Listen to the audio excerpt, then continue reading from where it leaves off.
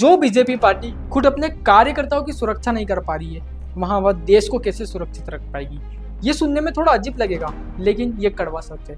देश में लोकतंत्र, सुरक्षा और इंसानियत की जड़ें मजबूत होना चाहिए, लेकिन गाजीपुर उत्तर प्रदेश के नौनहरा थाना क्षेत्र में हुई एक नेत्रहीन लेकिन दिल लेना वाली घटना ने हमें सोचने पर मजबूर कर दिया कि क्या सच में जनता की सुरक्षा हमारी प्राथमिकता है।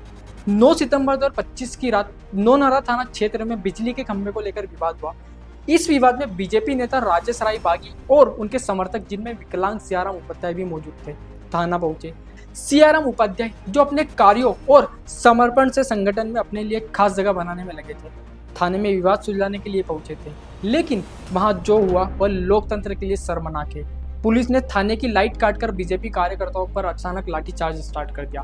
बिना किसी चेतावनी के चलाए गए इस लाठीचार्ज से सियाराम उपाध्याय बुरी तरह घायल हो गए। उनके शरीर का निचला हिस्सा काला पड़ चुका था और उनके ऊपर गहरे जख्म के निशान थे। 2 दिन तक अस्पताल में इलाज चला। उसके बाद 11 सितंबर 2025 को उनकी मौत हो गई। यह पूरी घटना वीडियो में कैद हुई, जहां लट्ठों की आवाजें भले ही साफ न दिखे, लेकिन सुनाई और महसूस की जा सकती थी कि पुलिस की क्रूरता की सीमा कहां तक जा चुकी थी। घटना के बाद गाजीपुर के एसपी इरज राजा ने तुरंत कदम उठाए। 6 पुलिसकर्मियों को सस्पेंड किया, जिसमें थाना अध्यक्ष भी शामिल था, और 6 और पुलिसकर्मियों को लाइन अटैच कर दिया गया था। एक मजिस्ट्रेट जांच भी गठित की गई। पोस्टमार्टम रिपोर्ट के आधार पर आगे की कार्रवाई का आश्वासन दिया गया, पर यह कार्रवाई कितनी प्रभावी होगी और न्यायपूर्ण होगी, यह वक्त बताएगा, क्योंकि तब एक निर्दोष कार्यकर्ता की जान जा चुकी होती है। सियाराम उपाध्याय के चचेरे भाई मनीष बताते हैं कि सियाराम योगी आदित्यनाथ और नरेंद्र मोदी के कट्टर समर्थन थे। वे संगठन की हर गतिविधि में बढ़ चढ़कर हिस्सा लेते थे और ग्राम प्रधान की तैयारी भी कर रहे थे। उनकी मौत से पूरा परिवार टूट गया। स्थानीय और राजनीतिक स्तर पर बीजेपी नेताओं ने इस पर गंभीर चिंता व्यक्त की। बीजेपी नेता पीयूष राय ने कहा कि किसी भी बीजेपी कार्यकर्ता के साथ अभद्रता बर्दाश्त नहीं की जाएगी। मामले को संज्ञान में लिया गया है। वहीं विपक्षी दल यूपी पुलिस पर तीव्र नाराजगी जता रहे हैं और पुलिस अधीक्षक के सस्पेंशन की मांग कर रहे हैं। देश में भाजपा नेताओं और कार्यकर्ताओं पर हमले की लगातार खबरें आ रही हैं। बिहार और छत्तीसगढ़ जैसे राज्यों में हाल के वर्षों में कई भाजपा नेताओं की हत्या हुई है।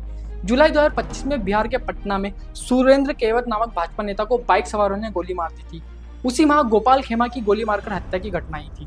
अगस्त 2024 में पटना के अजय शाह की गोली मारकर हत्या की थी। वहीं महाराष्ट्र में भी हाल ही में एक भाजपा युवा मोर्चा नेता और उसके रिश्तेदारों की निर्मम हत्या हुई है। यह एक चिंताजनक तस्वीर है कि जहां पार्टी खुद अपने कार्यकर्ताओं की सुरक्षा नहीं कर पा रही है, वहां वह देश को कैसे सुरक्षित रख पाएगी। सिर्फ देश में नहीं, बल्कि विदेश में भी रहने वाले भारतीयों की सुरक्षा संकट में है।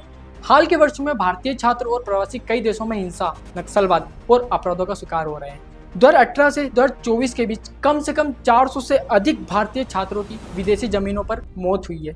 कनाडा, अमेरिका, यूरोप समेत कई जगहों पर हेट क्राइम और हमले की खबर सामने आई है। हाल ही में ईरान में भारत सरकार को बड़ी संख्या में भारतीय छात्रों को वहां से निकालने के लिए ऑपरेशन सिंधु चलाना पड़ा। भारत सरकार ने कहा कि वह हर स्थिति में अपने विदेश में रहने वाले नागरिकों की सुरक्षा सुनिश्चित करने को प्रतिबद्ध है, लेकिन हालात चिंताजनक बने हुए। यह दिखाता है कि भारतीय प्रवासी भी विदेशी भूमि पर सुरक्षित नहीं है और देश को अपनी सुरक्षा नीति और कूटनीति में इस गंभीर मुद्दे पर और कड़ा कदम उठाना होगा। गाजीपुर की पुलिस लाठीचार्ज में सियाराम उपाध्याय की मौत देश के लिए एक कड़वी सच्चाई है। जब खुद सरकार की पार्टी की जनता की जान को खतरा है, कितनी सुरक्षित हो सकती है आम जनता। और जब देश के बाहर हमारे अपने नागरिक खतरे में हो, तो तब हम उन्हें कैसे सुनिश्चित करें कि वे सुरक्षित है। यह वह उज्जवल सवाल है जो न केवल भाजपा के लिए बल्कि पूरे भारत सरकार के लिए चुनौती बन चुका है। क्या भाजपा अपनी सुरक्षा देने में असमर्थ रहेगी, तो देश की जनता की कैसे सुरक्षा की जिम्मेदारी ले पाएगी। आपकी क्या राय है इस पूरे मुद्दे को सुनकर? आपकी राय कमेंट में जरूर साझा करेगा। और ये वीडियो अच्छा लगा हो तो बतंगड़ को देखते रहिए और सब्सक्राइब करना ना भूलिएगा।